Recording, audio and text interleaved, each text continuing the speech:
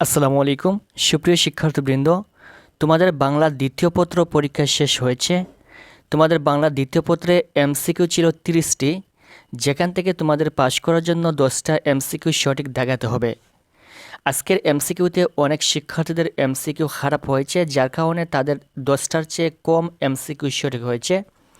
যদি 10টার চেয়ে কম এমসিকিউ সঠিক হয় তাহলে তোমাদেরকে পাস দেওয়া হবে কি না এ বিষয়ে তোমাদের জন্য একটা বিশাল সুখবর রয়েছে, যেটা আজকের এই ভিডিওতে আলোচনা করব। যেহেতু তোমাদের জন্য সুখবর, তোমাদের ভয়ের কোনো কারণ নেই। অবশ্যই ভিডিওতে একটি লাইক দিয়ে চ্যানেলে নতুন হয়ে থাকলে চ্যানেলটি সাবস্ক্রাইব করে রাখবেন। সামনে তোমাদের ইংরেজি এবং গণিতের সকল সাজেশন আমাদের এই চ্যানেল থেকে সবার আগে পাওয়ার জন্য।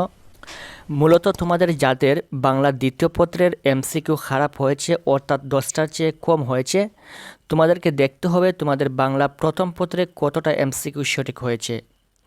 তোমাদের বাংলা প্রথম পত্র এবং বাংলা দ্বিতীয় পত্র দুইটা সাবজেক্টের এমসিকিউ মিলে যদি 20টা এমসিকিউ সঠিক হয় তাহলে তোমাদেরকে এমসিকিউতে পাস দেওয়া হবে।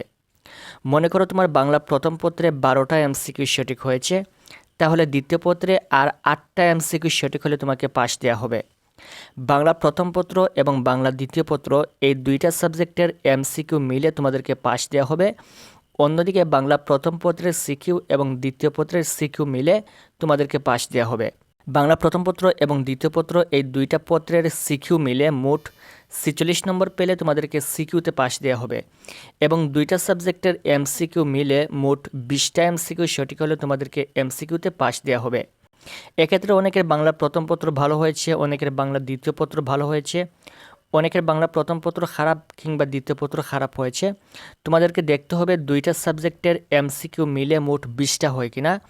যদি তোমাদের দুইটা সাবজেক্টের এমসিকিউ মিলে মোট 20টা হয় তাহলে তোমাদেরকে পাস দেওয়া হবে। এক্ষেত্রে যদি তোমাদের একটা সাবজেক্টে এমসিকিউ কম হয় এবং অন্য একটা সাবজেক্টে তোমাদের এমসিকিউ বেশি হয় এবং দুইটা মিলে 20 নম্বর হলেই তোমাদেরকে কিন্তু পাস দেওয়া হবে। সো তোমাদের কাজ হচ্ছে দুইটা সাবজেক্টের এমসিকিউ মিলে মোট কতটা এমসিকিউ সঠিক হয় এটা দেখতে হবে। এটা কিন্তু নতুন কোন নিয়ম না, এটা প্রতি বছরই এই নিয়মে তোমাদেরকে বাংলা প্রথম এবং দ্বিতীয় পত্রে পাস দেওয়া হয়, এমসিকিউ এর ক্ষেত্রে এবং সিকিউ এর ক্ষেত্রে।